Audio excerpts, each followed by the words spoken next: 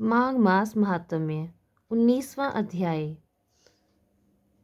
बोले गुरु महाराज जी की जय। गुरुर् ब्रह्मा गुरुर्विष्णु गुरुर्देवो महेश्वरा, गुरु साक्षात पार ब्रह्म तस्मै श्री गुरुवे नमः।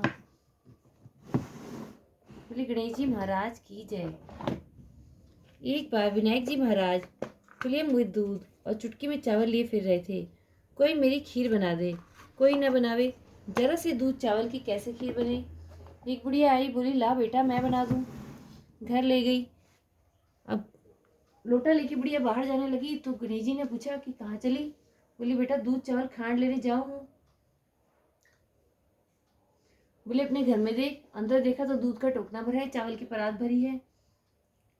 टोकना भरकर खीर बना ली।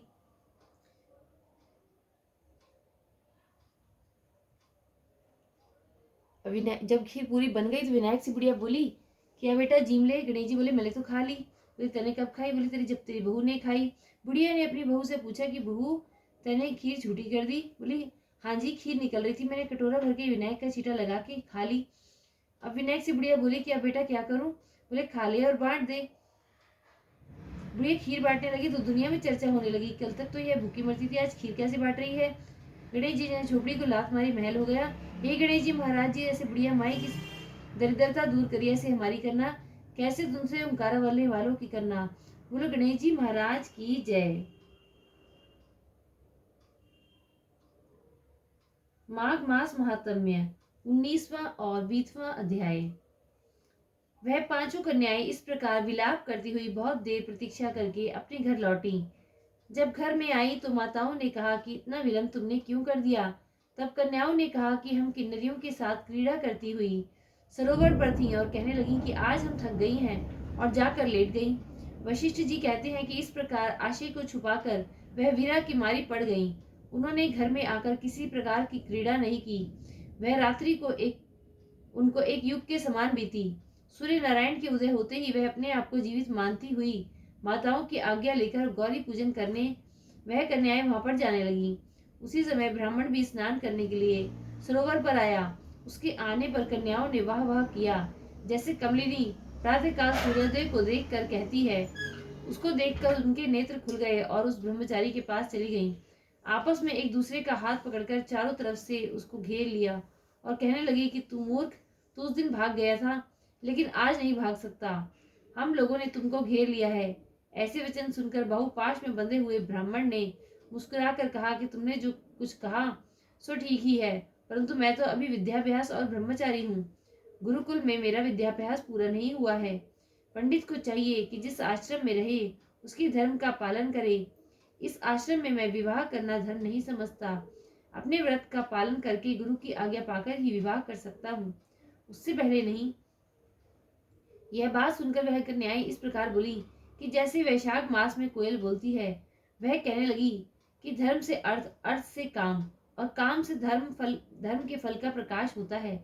ऐसा ही पंडित लोग और शास्त्र कहते हैं। हम काम सहित धर्म की अधिकता की से आपके पास आई हैं, सो आप पृथ्वी के सब भोगों को भोगिए। उस ब्राह्मण ने कहा कि तुम्हारा वचन सत्य है, किंतु मैं अपने व्रत को समाप्त करके ही विवाह कर सकता हूँ, पहले नहीं कर सकता। तब वह कन्याएं कहने लगी कि तुम मूर्ख हो। अनोखी औषधि, ब्रह्म बुद्धि, रसायन सिद्धि, अच्छे कुल की सुंदर नारियां तथा मंत्र जिस समय प्राप्त हो तभी ग्रहण कर लेना चाहिए। कार्य को टालना अच्छा नहीं होता। केवल भाग्य वाले पुरुष ही प्रेम से पूर्ण अच्छे कुल से उत्पन्न स्वयं वर चाहने वाली कन्याओं को प्राप्त होते हैं। कहाँ हम अनोखी नारियां, कहाँ आप तपस्वी बालक। यह बेमेल का मेल मिलाने से विधाता की चतुराई ही है। इस कारण आप हम लोगों के साथ गंधर्व विवाह कर लें। इसके ऐसे वचन सुनकर उस धर्मात्मा ब्राह्मण ने कहा कि व्रती रहकर इस समय विवाह नहीं करूंगा, मैं स्वयंवर की इच्छा नहीं करता। इस प्रकार उसके वचन सुनकर उन्होंने एक दूसरे का हाथ छोड़कर उसको पकड़ लिया। सुशील और सुस्वरा ने उसकी भुजाओं को पकड़ लिया। सुतारा ने आलिंगन किया और चंद्रिका ने उसका मुख चूम लिया, परंतु फिर उसके क्रोधित होकर उनको श्राप दिया कि तुम डायन की तरह मुझको चिपटी हो, इस कारण पिशाचिनी हो जाओ। ऐसे श्राप देने पर वह उसको छोड़कर अलग खड़ी हो गई और उन्होंने कहा कि हम निरपराधियों को वृथा क्यों श्राप दिया। तुम्हारी इस धर्मज्ञता का अधिकार है। प्रेम करने वाले से बुराई करने वाले का सुख दोनों लोकों में नष्ट हो जाता है। इसलिए तुम भी हम लोगों के साथ पिशाच हो जाओ। तब वे आपस में क्रोध से उस सरोवर पर पिशाच पिशाचनी हो गए और बस पिशाच पिशाचनी कठिन शब्दों से चिल्लाते हुए अपने कर्मों को भोगने लगे। वशिष्ठ जी कहने लगे कि हे राजन, इस प्रकार वह पिशाच उस सरोवर के इधर उधर फिरते रहे। बहुत समय पश्चात मुनियों में श्रेष्ठ लोमश ऋषि पौष शुक्ला चतुर्दशी को उस अछोद सरोवर पर स्नान करने के लिए आए। जब क्षुधा से दुखी इन पिशाचों ने उनको देखा तो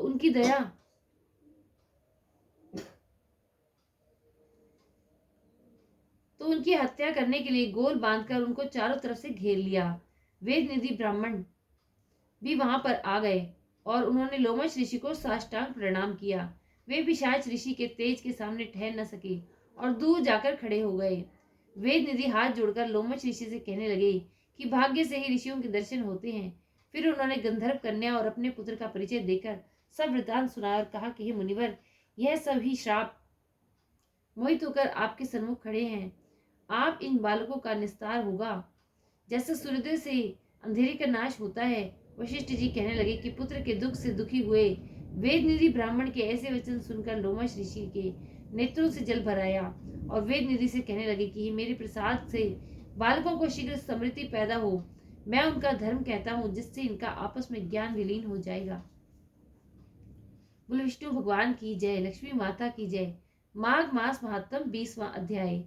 वेद निधि कहते हैं, हे महर्षि, धर्म को जल्दी ही कहिए क्योंकि श्राप की अग्नि बड़ी दुखदायक होती है।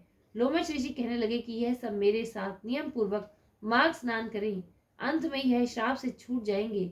मेरा यह निश्चय है, शुभ तीर्थ में माघ स्नान करने से शाप का फल नष्ट हो जाता है।